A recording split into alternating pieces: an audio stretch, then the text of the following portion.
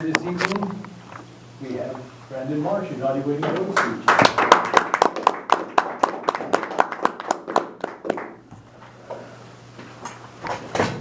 Hello, Toastmasters, honored guests, and boy.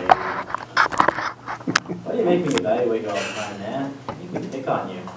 One day we'll have a good relationship, right?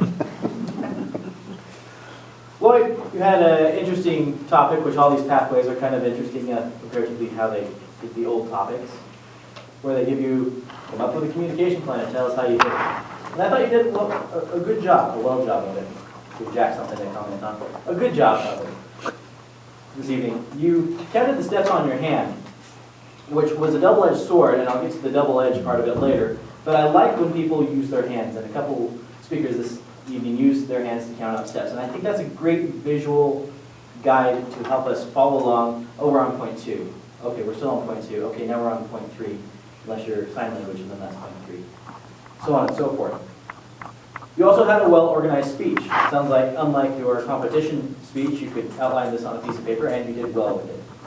And I really was appreciative of that. And then one thing that I like, as always, but I always have to give you something good, had your ego, was you are always aware of our needs as an audience. You pause where we need to pause and process information. You speed us on where we need to be sped on. You do a great job of controlling the information delivery and the speed at which you deliver.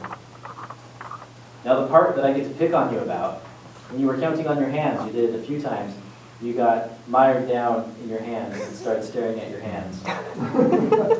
And so you lost a little bit of eye contact there. In addition, because I have to pick on you on the Lloyd spot, I counted 40 eye contacts with the Lloyd spot.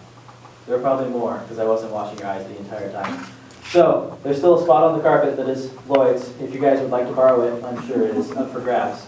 But careful with that Lloyd spot. And again, I know you're a big room speaker, and I am as well, and that spot is really nice in the audience, because you're usually on the stage and it's center of the room.